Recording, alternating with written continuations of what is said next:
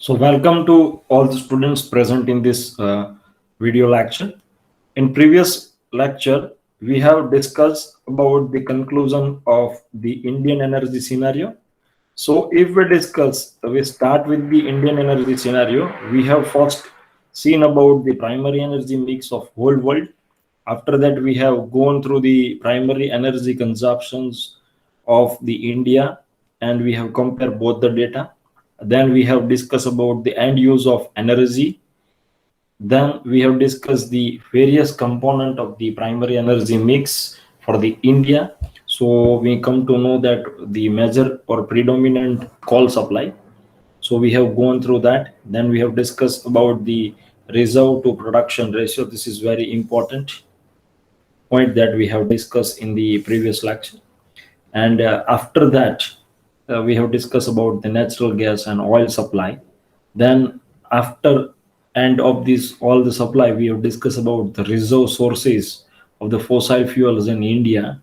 And then we discuss about the pollutions and primary consumptions of energy, as we are all able to see that the predominant sources of energy which is consumed in the India, that is a coal. And in the coal, we have more than 30% of ash content is there, and which also contain the some of the sulfurs and all that. So which causes the productions of various pollutant in the environment.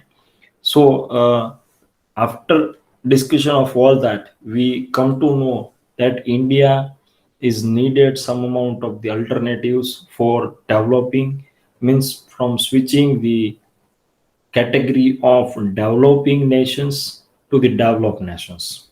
And for that, we have derived this amount of conclusion that fossil fuels reserves are very limited in India. In India, we have 17% of world populations, but we consume only the 4 or 5% of primary energy mix of whole world. As well as we have find it out some of the pattern of the primary energy, that fossil fuel is very used near about 87. So we need to switch from the fossil fuel to the renewable energy mix, as well as we have to switch to the use of the alternative fuels. And majorly we have to go for the atomic energy, that is a nuclear power plant. And that's why this change is required in our primary energy consumption pattern of an India. As well as we know that 52% of household is unelectrified, so we need to supply the more energy, and linkage between the energy services and the quality of life. So these are the some of the conclusive remarks from the study of energy scenario of an India. And then we have come with this solution, that is energy pyramid. We know that first level of energy pyramid is energy conservation, then energy efficiency, and renewable energy sources.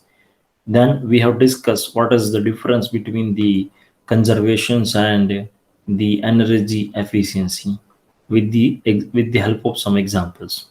And then we have discussed the conservation objectives. Now today in this lecture, we further emphasizes on the difference between energy efficiency and energy conservations.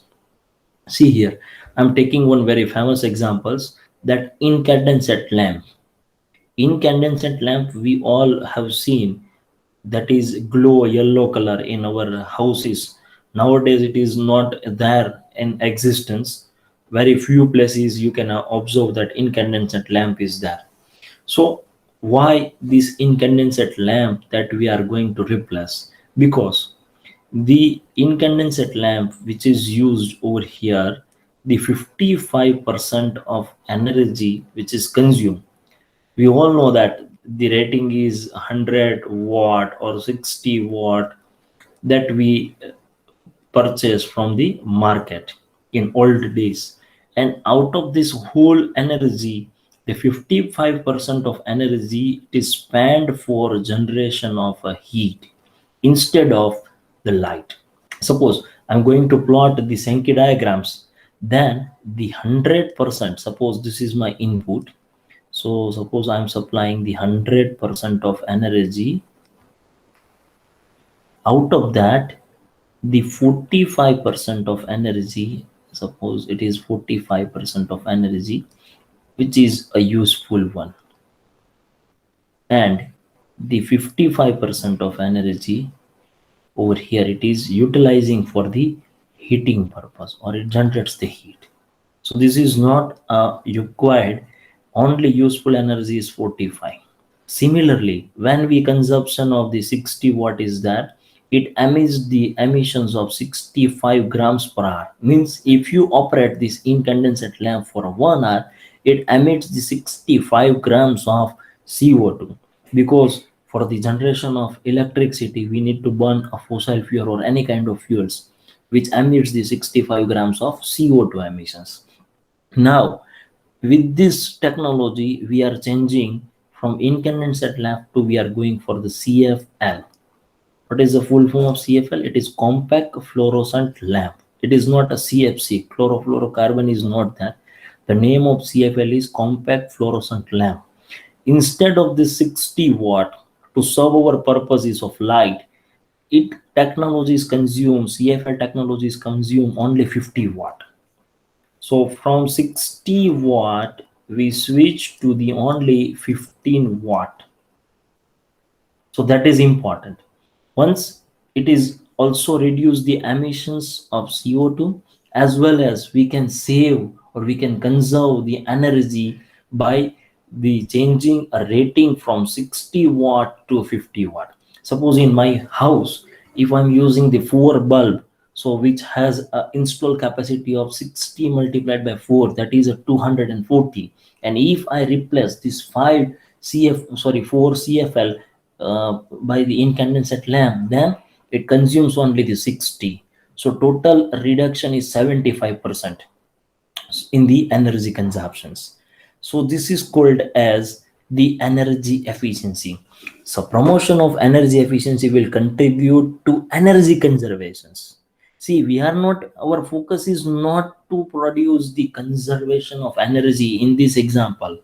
Our aim is that we need to reduce the waste so that our efficiency can be increases, because in this case our efficiency is only near about a 45 percentage. But now we are going to change the efficiency of current or existing system to the modified one, and indirectly we get the benefit in the energy conservations. So there is a very similar or very mixable words are there: energy efficiency and energy conservation. Efficiency means to enhance the performance of an equipment without changing the output comfort level, or we cannot able to change the qualities of product which comes. So therefore, as an integral part of energy conservation, promotional policies are formed.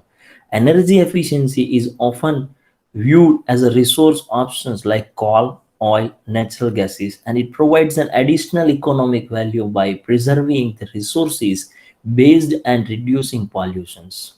Similarly, see, whenever you are going for the energy efficiency, you get the two types of other benefits or other hidden benefits. That is, one is you have saved the economic values, as well as you have less amount of pollutions. So you have conservations of energy, as well as you have the reduce the level of pollutions. So this is the two things that you are getting by supplying or by changing the technology and for energy efficiency. For example, replacing traditional light bulbs with compact fluorescent lamp means you will use only the one-fourth of energy to light room, and pollution level is also reduced by the same amount. So this is the things that we need to go for the energy efficiency and conservations. So let's start with our discussion. And student, please note down these points in your notebook after lecture. This is very important. Energy efficiency benefits. Now it is clear that what is the energy efficiency and how or indirect benefits we get from the energy efficiency. So first we start, if you implement the energy efficiency practices in industry, then how it is benefited. Then if you from the industry, how it is benefited to the nation, and from nation to the globe. So we start, see, as Suppose in line with the previous example that we have discussed, that we have replaced the incandescent lamp with the CFL, then definitely our rating capacity is 1/4, means we have only the 25 percentage of consumption is there. Instead of the 60 watt, we have only the 50 watts. So definitely it will reduce your electric energy consumptions bill. So you have to spend the less amount of energy bills are there. Then increase the competitiveness. Suppose if you are having the two different company, let's say one is X and another is Y company, both are producing the same goods, but one is utilizing, let's say is the Y is utilizing the upgraded version of the technology or the machines for the productions of X item or Y item or any same items.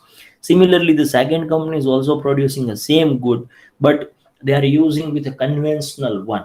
So in the market, the company Y is providing the product at less rate compared to the X, because the major amount of resources that is utilizing for the productions of any kind of goods is on the energy. So if your energy bills is reduces, then you can provide at a less amount for the same product with the same quality. So you get the competitive positions in the market. So this is the second point. Second things, this is the third point, is the increase the productivity. Definitely you can easily understand. See, first point in the energy efficiency benefit to our nation is it reduce the energy import.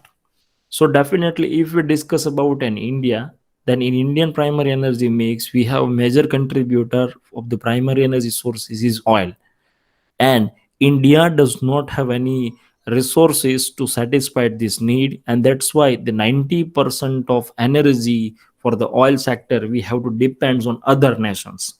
And when we have to import this oil from the other nations, a lot of the monies are going on the foreign exchanges, and if we can able to reduce the such amount of energy consumption in oil sector, then definitely it will reduce the our import from other nation. Second point is important. Second point is avoided cost can be used for the poverty reductions. Now we are moving towards the next point, that is conservations of limited resources. Definitely, if we are switching the energy efficiency practices, if we are going for the transfer of technology, then definitely it is indirect benefit of energy efficiency and the improved the energy security. See, new words are come, and this is repeatedly asked in the university examinations. What is energy security? So energy security is defined that three characteristics. If a particular country have the availability of various energy sources required by the people of a nations, that can be available 24/7.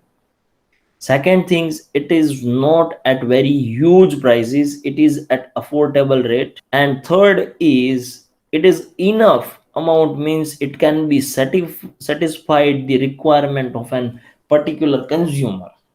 So if any country will provide the enough amount of energy at required time as well as at affordable price, then that kind of country or the nation is called as energy secure nation. So you need to write the 3 points that is very important for the energy security: the enough quantities whenever required and the affordable prices. So this is, and by energy efficiency we can achieve the, or we can improve our energy security. Now we are going to discuss a last, that is how energy efficiency is benefited to the globes. So if every nation is having this kind of energy efficiency programs, then it can reduce the productions of greenhouse gases and other emissions. Second is maintains a sustainable environments. So in the today's lecture, we emphasizes more on the energy efficiency and its benefits to the industry, to the nations, and to the globe. So in this way, the majorly we are discussing about energy efficiency, and little bit we are discussing about the energy security. Thank you again for attending this lecture. Thank you.